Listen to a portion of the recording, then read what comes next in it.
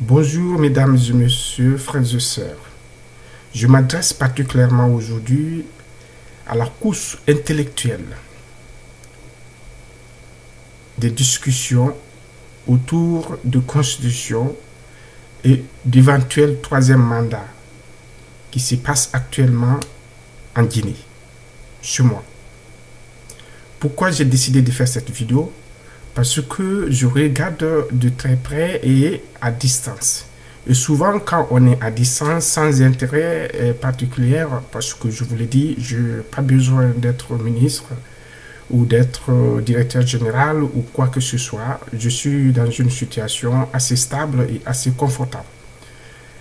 Et c'est pourquoi, pour le bien de tout le monde et pour le bien de mes parents, j'ai décidé de faire cette vidéo parce que j'observe quelque chose de très grave, surtout de la part de ceux qui pensent qu'ils vont prendre demain les décisions de l'avenir de notre pays.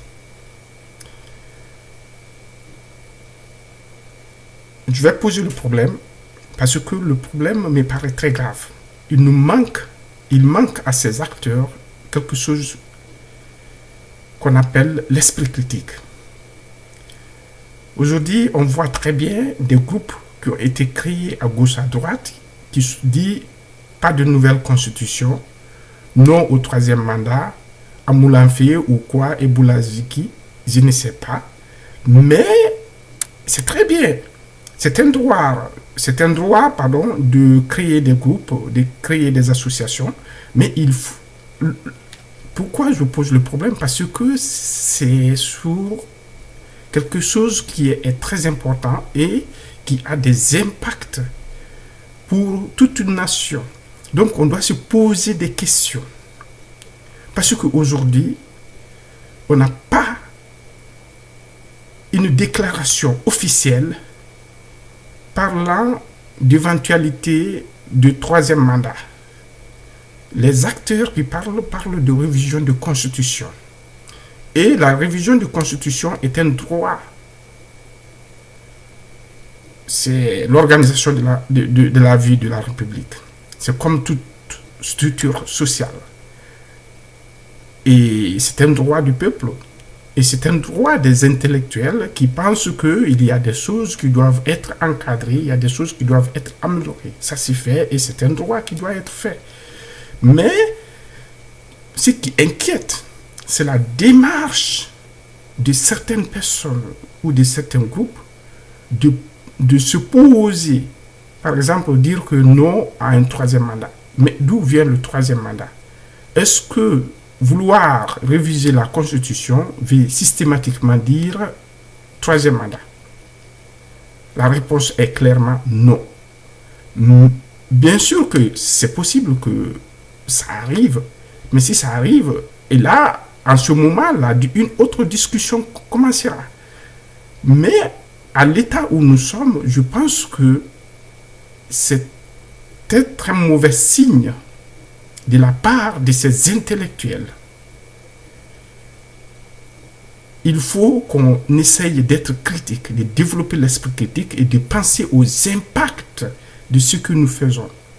Parce que c'est très grave. C'est la vie de toute une nation. Et c'est des gens qui supposent qu'ils veulent prendre la destinée de ces peuples.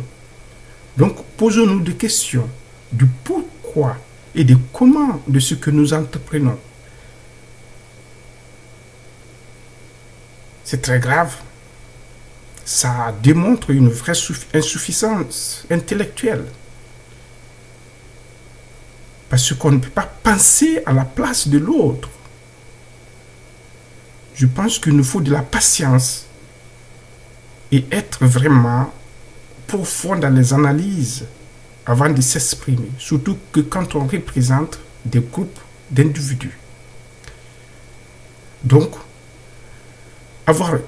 mettre ou réviser une constitution ne veut pas forcément dire qu'on va augmenter ou diminuer le nombre de mandats. C'est possible. C'est juste une ligne dans la constitution. Nous savons que la base de la démocratie, c'est l'alternance du pouvoir. J'ai fait une vidéo où je parle même de présidence tournante pour permettre non seulement de faire l'alternance du pouvoir, mais de donner un point d'exclamation sur les investissements. Puisque quand ça tourne, ça va forcément investir dans les régions et ça va développer tout le pays. Et tout le pays sera pris en charge, en tout cas de manière synchrone. Il faut qu'on réfléchisse.